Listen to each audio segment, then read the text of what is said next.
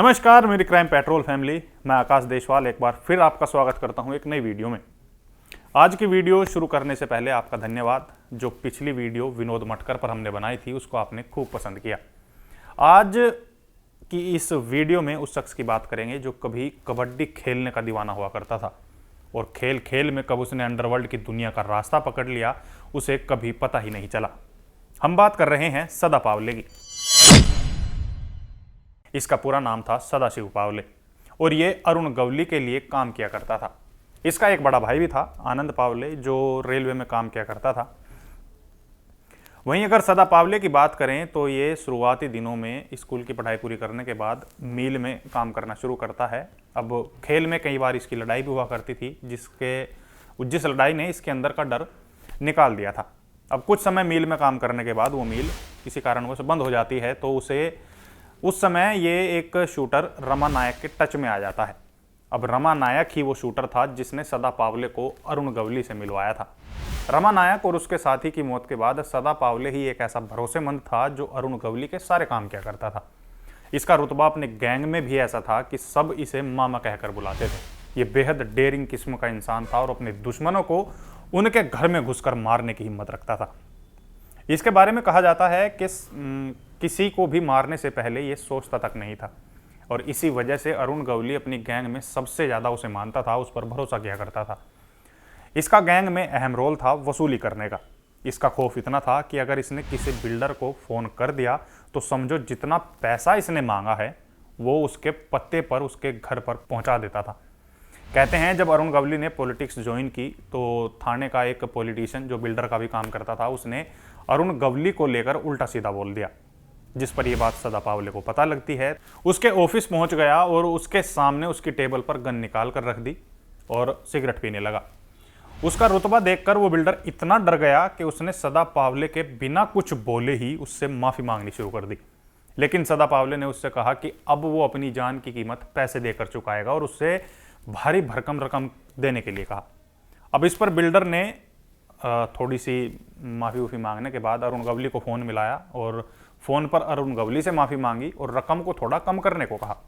इस पर गवली ने जितनी रकम सदा पावले ने मांगी थी उससे ठीक आधी कर दी। जब ये सब बातें खत्म हुई तो बिल्डर इतना डर चुका था कि वो पुलिस में सदा पावले की कंप्लेन करने पहुंच जाता है और पुलिस को जितनी बातें उन दोनों के बीच हुई थी वो सारी बता देता है। लेकिन जब बिल्डर की हरकत सदा पावले तक पहुंचती है तो सदा पावले बिल्डर को फ़ोन करके कहता है कि तुमको सब कुछ करने का था लेकिन पुलिस के पास नहीं जाने का था। अब ये फ़ोन के बाद बिल्डर समझ चुका था कि उसके आखिरी दिन करीब हैं और हुआ भी कुछ ऐसा ही। कुछ ही दिनों बाद सदा पावले कुछ आदमियों के साथ बिल्डर के ऑफिस पहुंचता है और उसे सरेआम गोलियों से भून देता है। इस हत्याकांड के बाद पुलिस महकमा सख्ते में आ जाता है, लेकिन इस घटना के बाद सदा पावले एनकाउंटर स्पेशलिस्ट विजय सालस्कर की नज़रों में चढ़ जाता है।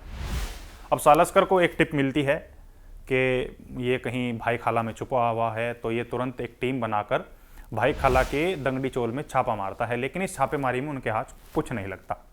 सदा पावले का ठिकाना ढूंढने में पुलिस हर बार फेल साबित हो रही थी।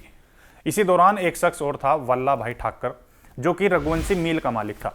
अब इस आदमी को अरुण गवली की पैसों से लेकर कुछ लेन देन में इनकी ठनी हुई थी। अब क्योंकि अरुण गवली शिवसेना के जन संदेकर की हत्या के बाद जेल में था और गैंग चलाने के लिए पैसा चाहिए था, तो गवली सदा पावले को ठक्कर के पास पैसा लेने के लिए भेजता है। सदा पावले भी पैसा लेने के लिए रघुवंशी मिल में पहुंचता है तो ठक्कर सदा पावले को देखते ही 25 लाख रुपए उसके सामने रखकर बोलता है कि बाकी रुपए वो बाद में देगा। अब इतना सुनते ही सदा पावले गुस्से में आ जाता है और ठक्कर को गोली मार देता है और पैसे लेकर वहां से निकल जाता है। अब वो समय था कि लोगों के अंदर गवली की जगह सदा पावले का नाम उनके अंदर खौफ कर चुका था। वहीं दूसरी तरफ सदा पावले का बेटा बड़ा हो रहा था और परिवार वालों को लगातार उस पर दबाव बन रहा था कि वह जुर्म का रास्ता छोड़ दे। अब सदा पावले ने परिवार वालों की बात मान ली और उनके कहने पर उन्होंने शिरडी जाने का एक प्रोग्राम बनाया। कहते हैं कि शिरडी से आने के बाद वो पुलिस में सरेंडर करना चाहता था। हालांकि उसके इस फैसले से अरुण गवली खुश नहीं था। उसे डर था कि कहीं ये पुलिस को सब कुछ बता न दे। तभी एनकाउंटर स्पेशलिस्ट विजय तक किसी अंदर के आदमी ने यह बात पहुंचाई कि सदा पावले 26 सितंबर 1997 को अपने साथी के साथ शिरडी जाने वाला है। तभी पुलिस ने इस टिप के हिसाब से प्लान तैयार किया और 26 सितंबर को Ghatkopar MG road Rajawadi hospital के पास सदा पावले की फिएट कार को पुलिस वाले घेर लेते हैं। कार में सदा पावले और उसका साथी विजय तांडेल समेत उसका भाई आनंद, ड्राइवर बलदेव सिंह पनेसर, आनंद की पत्नी और आनंद की बहन शामिल थे। पुलिस वाले कार को घेरते ही सभी को बाहर आने को कहते हैं और ड्राइवर को कोई भी चालाकी करने से मना करने की बात कहते हैं। तभी पुलिस सदा पावले को उसके परिवार से अलग कर देते हैं, लेकिन सदा पावले की बहन उनसे छूटकर सदा पावले के सामने खड़ी हो जाती है और कहती है कि वो उसे अरेस्ट कर ले लेकिन गोली ना मारे। जब पुलिस उसकी बहन को दूसरी तरफ खींच रही थी तो वहां 2 पुलिस वाले आते हैं और सदा पावले और विजय तांडेल को गोलियों से भून देते हैं।